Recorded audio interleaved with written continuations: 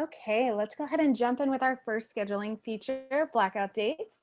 So that's exactly what it sounds like. Some dates on the calendar that you want to black out.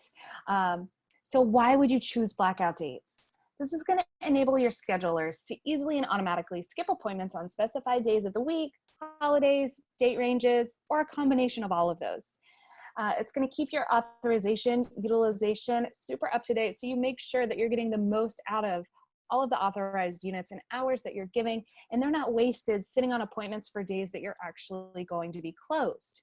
So let's go ahead and take a look at what this will show up as in the system when we go to configure. So we want to make sure that we're logged into our organization account. This is something that can only be configured from the organization account because it is connected to those accepted payers. So you're going to actually go to the same location that you would to set up a new payer. Select My Profile across the top under your icons.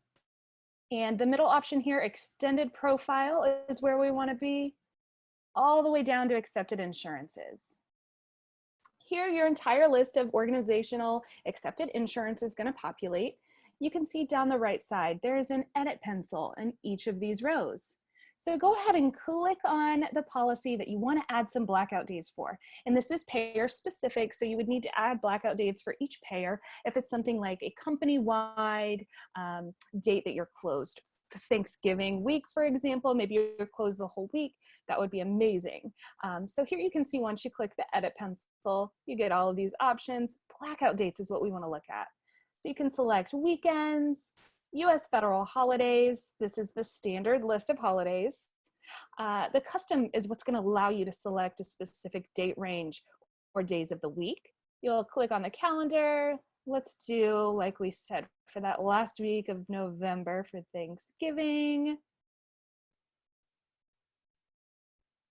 Perfect. And if you wanted to, you could add another custom blackout date that overlaps, as many as you needed.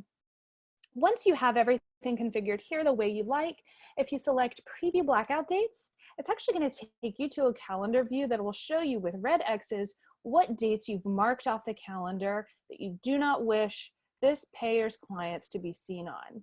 So you can see for November, that last week is entirely crossed out. Once everything looks good, go ahead and hit update. Once you have configured blackout dates for a specific payer, you'll notice a calendar icon just to the left of the payer's plan.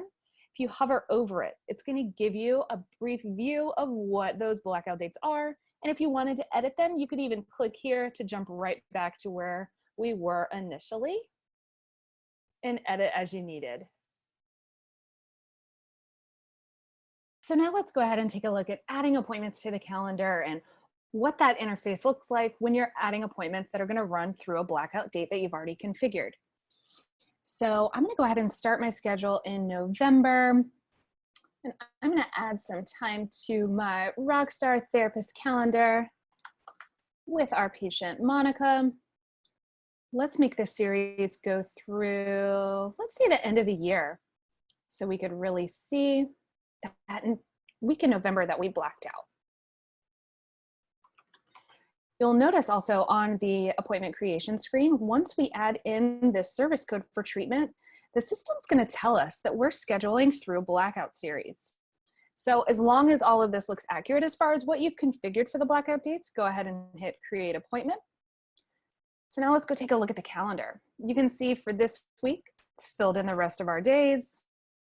We navigate to the next week, full schedule. Now let's go to that week in November.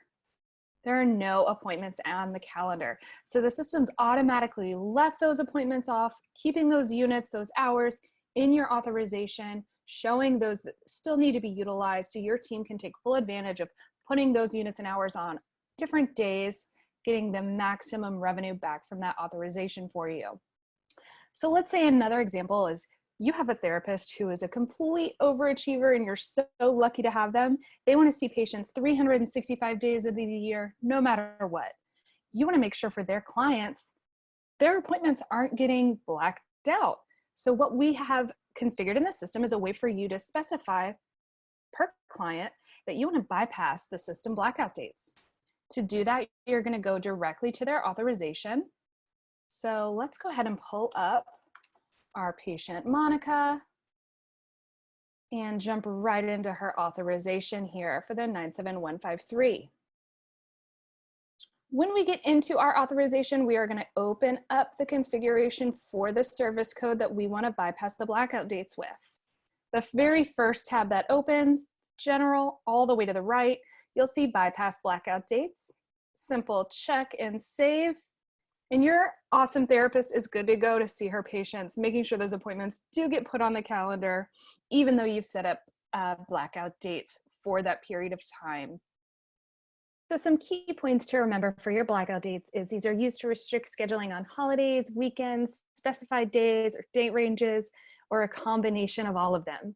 You can set these up on your accepted insurances screen as they are per payer blackout dates. So you'll want to make sure you're in the organization account for that. And exceptions are managed on authorizations where you can bypass the blackout dates. So in those specific client authorizations, checking that little bypass blackout dates box, and there's no permission to override the blackout dates. Just like we said in that authorization, bypass blackout dates.